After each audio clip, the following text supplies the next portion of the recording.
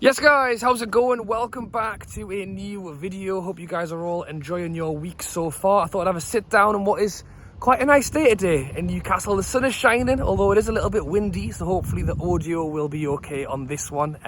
Having said that, the conversation we're having today isn't a very nice one. Last night it was reported by a few different outlets that Dubravka did an interview talking about his move from Newcastle to Manchester United and some of the abuse he received from fans over that move.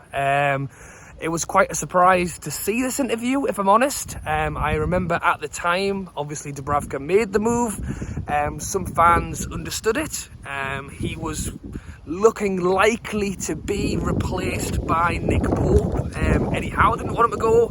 I don't think any of the fans wanted him to go.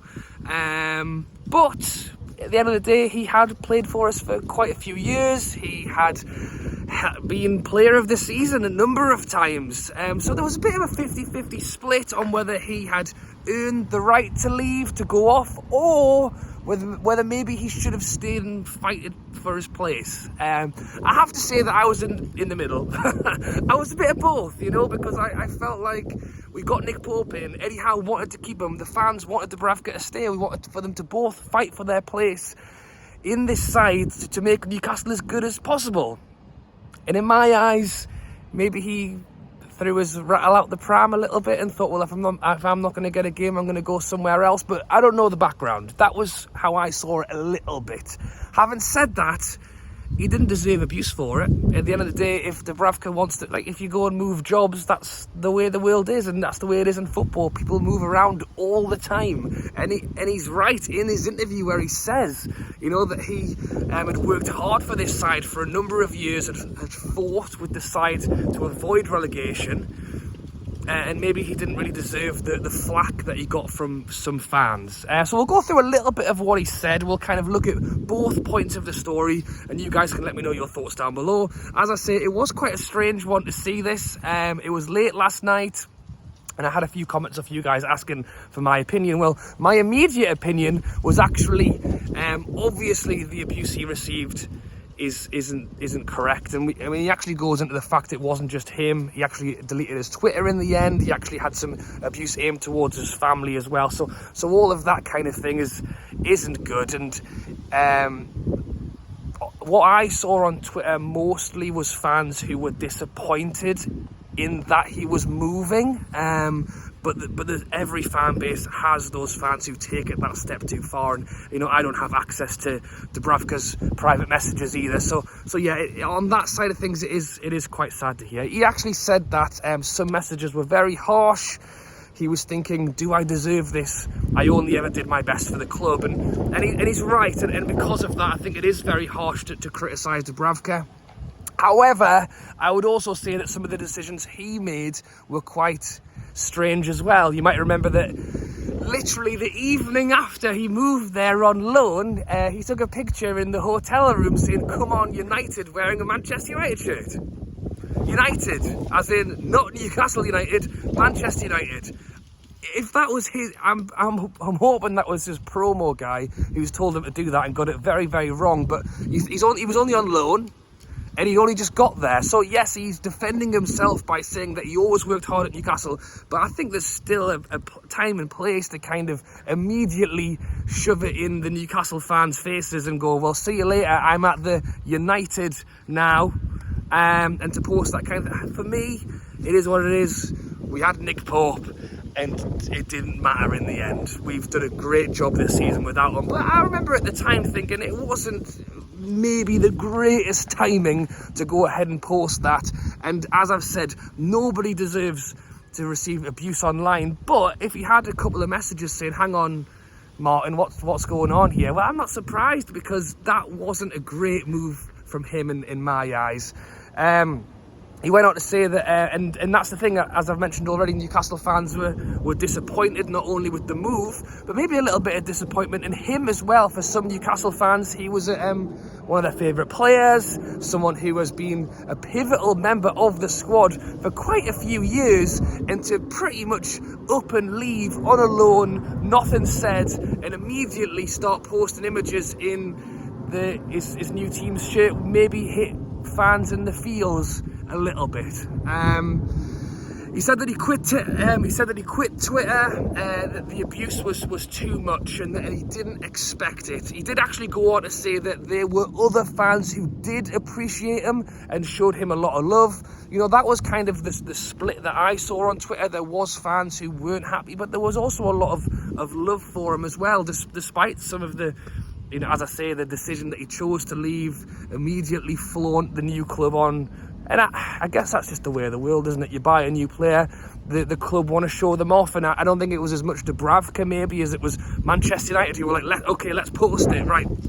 Get him in a shirt, get him in front of the TV. I'm pretty sure they had a cup game that night or something, and straight after it went through, it was like, let's show it.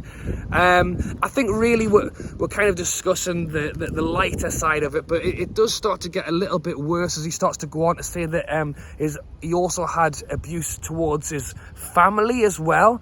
And obviously that's where it really crosses over the line. I think kind of what I've tried to discuss so far in this video is fans who were unhappy with the move, were unhappy with the decision that he chose to leave, and that's the thing is, you know, as I say, he's kind of gone on to call it abuse. Fans unhappy with a player leaving, I think is fair. I think personally calling them out for it isn't. And as I've said, he was a key member of this squad for a long time. And if he wants to leave, it was at the point where he can kind of do what he wants. And if he wants to post daft photos wearing a top, then that's up to him. But yeah, I think the line crosses when abuse starts to reflect onto his family members as well.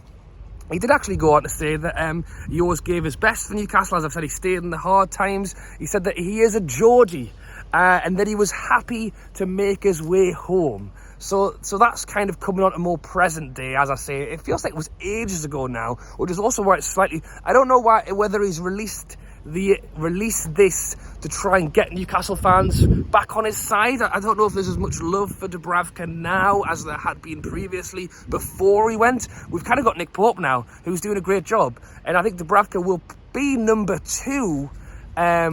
So it'll be interesting to see what happens with him this summer window. But he goes on to say that Newcastle is my home. I am a Geordie. His family are a Geordie.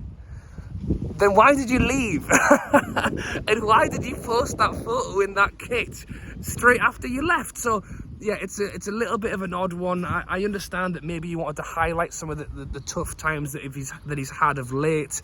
Maybe it's a chance for him to kind of get across his side of the story, because as I say, I am speaking as a fan who kind of just saw him go away, which is why I'm saying that there was fans who were upset and disappointed, and that was quite obviously shown on social media. I don't think people wanted him to leave, but then on his side, he doesn't deserve the abuse for it. His family certainly don't.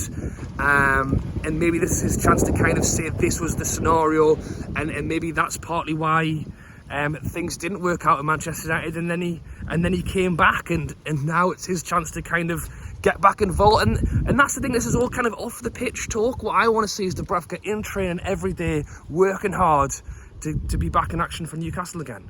So I will link the article down below. I've kind of just ran through a few parts of it there. I think the overall opinion of mine, and hopefully I've got this across in the video, is that, fans were unhappy with Dubravka, and I think the unhappiness was shown for reasons that I've already mentioned, but there is a line, and nobody should receive abuse, especially a player who worked so hard for us. And now it brings to present day. Dubravka has said he's back home now, and that he wants to work hard for his hometown club again. Why he left his club that he loves so much, I don't know. But he's back, and hopefully we can see him working hard and part of the squad again. Alright guys, thanks for watching. Let me know your thoughts on Dubravka, the thoughts on the interview, the reasons for him coming out with it now. Maybe this would have been a little bit more prominent had he done it, a week after he left, rather than coming back and then Newcastle are all high and flying and Dubravka's now talking about it. It's all a little bit of odd timing.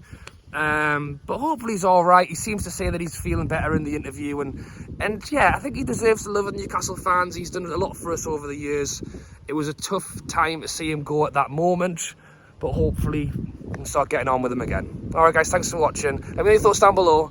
Enjoy your week, and I'll catch you later.